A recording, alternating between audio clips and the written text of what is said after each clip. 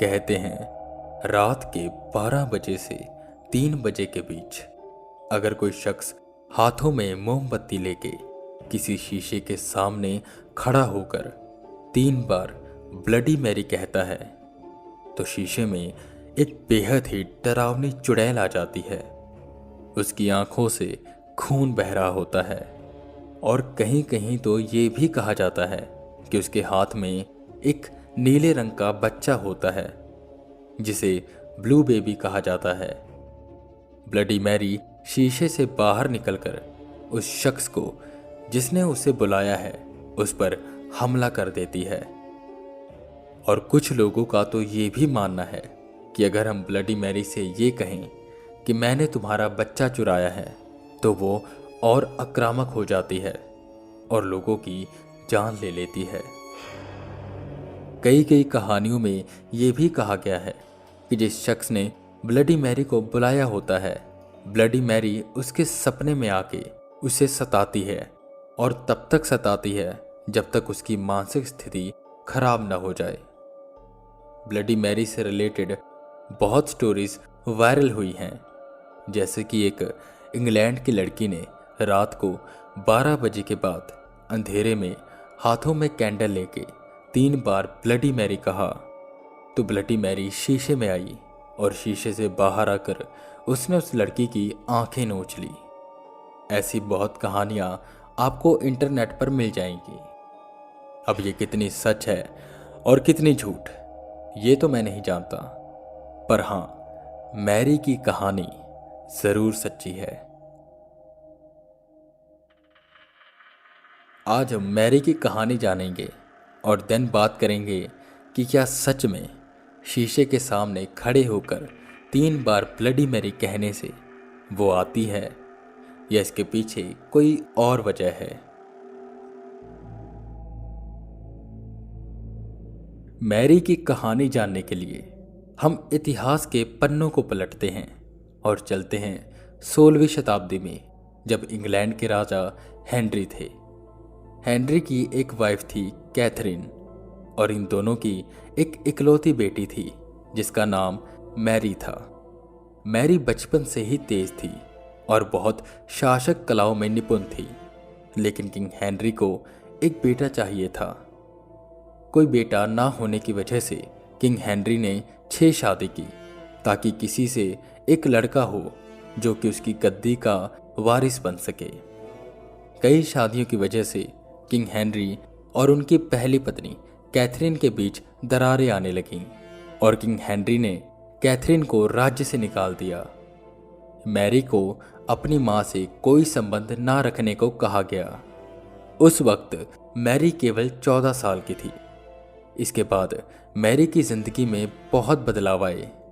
नई रानी मैरी को स्वीकार नहीं करती थी और उसे राज्य दरबार में जाने भी नहीं देती थी। मैरी को छोटी उम्र से ही बहुत दुष्कर्मों को देखना पड़ा। किंग हेनरी की पहली संतान होते हुए भी मैरी को उसकी हाफ सिस्टर एलिजाबेथ से नीचे रखा गया। पर मैरी जनता की चहेती थी और किंग हेनरी के बाद मैरी को ही गद्दी सौंपी गई, क्योंकि मैरी शासक कलाओं में अपने भाई बहनों से तेज थी। शुरुआती सालों में उसने बहुत अच्छे से राज किया, पर एक दिन उसके दिल में इच्छा हुई कि उसे एक संतान चाहिए जो कि उसकी गद्दी संभाल सके। और फिर मैरी ने एक फिलिप नाम के शख्स से शादी की जो कि स्पेन का निवासी था और मैरी से 10 साल छोटा था। शादी के कुछ महीनों के बाद ही मैरी प्रेग्नेंट हो गई। उसके शरीर में वो सब चेंजेस आए जो एक प्रेग्नेंट लेडी में आते हैं, जैसे वजन बढ़ना, पेट फूलना, और कुछ महीनों बाद ही मैरी ने अपने बच्चे को हिलता हुआ महसूस किया। जनता में एक खुशी की लहर दौड़ गई, पर वहीं राज्य में एक अफवाह भी फैलने लगी कि मैरी के पेट में कोई बच्चा नहीं है। वो 9 महीने बाद किसी और के बच्चे को अपना बच्चा बता देगी और आगे जाकर वही बच्चा राज्य गद्दी संभालेगा। इससे मैरी की छवि खराब होने लगी और इन्हीं के बीच एलिजाबेथ लोकप्रिय हो रही थी। उस वक्त इंग्लैंड दो कम्युनिटी में बटा हुआ था। एक थे प्रोटेस्टर्स और एक थे कैथोलिक्स। इनमें आपस में बहुत लड़ाई होती थी। मैरी हमेशा से इन्हें एक करना चाहती थी, इसलिए उसने एक बिल पास किया जिसमें सबको कैथोलिक होना पड़ेगा और जो इस बात को नहीं मानेगा उसे जिंदा ही जला दिया जाएगा। और इसी वजह से 200 से ज़्यादा आदमियों को और 50 से ज़्यादा औरतों को जलाया गया, जिनमें से एक औरत 9 महीने की प्रेग्नेंट थी। मैरी के खिलाफ काफ़ी हेट फैलने लगी और एलिजाबेथ के लिए लोगों के दिलों में प्यार बढ़ने लगा। हालांकि यह बिल का फैसला इंग्लैंड के एडवाइजर्स के साथ मैरी ने लिया था, पर आखिर में सब ब्लेम मैरी पर आ गया।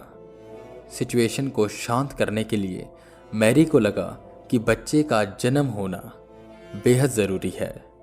उसने समय से पहले बच्चे को जन्म देने की कोशिश की, पर कोई बच्चा नहीं हुआ और कुछ वक्त बाद मैरी पहले जैसे हो गई। उसका पेट वापस नॉर्मल हो गया, जैसे उसके पेट से बच्चा गायब हो गया हो। बहुत लोगों ने कहा कि उसके पेट में बच्चा नहीं बल्कि भूत था। खैर, कुछ साल बाद फिर मैरी प्रेग्नेंट हुई, पर दोबारा उससे कोई बच्चा नहीं हुआ। लोग अलग अलग तरह की बातें करने लगे कि उसके बच्चे को शैतान ने खा लिया, मैरी एक डायन है और भी बहुत कुछ। मैरी बहुत डिप्रेस्ड हो गई और कमरे में ज़्यादातर अकेली रहने लगी। उसका हस्बैंड फिलिप उसे छोड़कर चला गया। वो बेहद अकेली हो गई। वो बस कमरे में बैठकर रोया करती और 2 साल बाद मैरी की मौत हो गई। मैरी के मरने के बाद इंग्लैंड की गद्दी एलिजाबेथ ने संभाली। ये थी कहानी मैरी की। और अब हम बात करते हैं कि आखिर कैसे मैरी का बच्चा पेट से ही गायब हो गया। क्या सच में उसके पेट में कोई भूत था? क्या सच में कोई शैतान उसके बच्चे को खाता था? असल में मेडिकल टर्म में इसे फॉल्स प्रेगनेंसी कहा जाता है। इसमें औरत के शरीर में वो सब चेंजेस आते हैं जो कि एक प्रेग्नेंट लेडी में आते हैं, पर बच्चा नहीं होता। आज के वक्त में ये बीमारी बहुत रेयर है। तो मुझे लगता है कि शायद मैरी को यही हुआ होगा और 16वीं शताब्दी में इसके बारे में कोई जानता नहीं था, तो लोगों ने ये मान लिया होगा कि उसके पेट में भूत था या उसके बच्चे को शैतान खा लेता था। अब बात करते हैं रात को 12 बजे से 3 बजे के बीच का रहस्य। क्या रात को शीशे के सामने कैंडल लेके ब्लडी मैरी को बुलाने से वो आएगी? तो इसका जवाब है ना, वो नहीं आएगी। ऐसा कुछ नहीं होगा, ये केवल अफवाह है।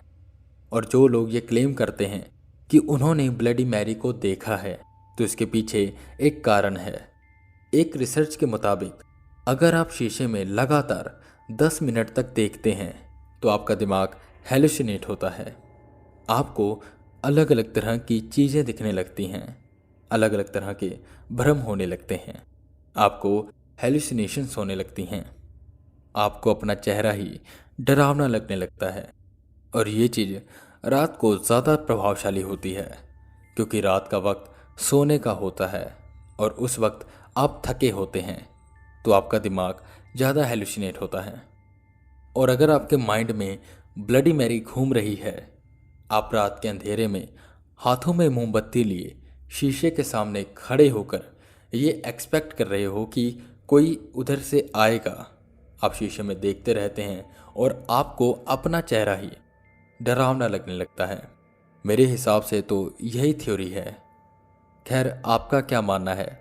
अगर आप हमारे साथ शेयर करना चाहते हैं तो आप हमसे इंस्टाग्राम पर जुड़ सकते हैं।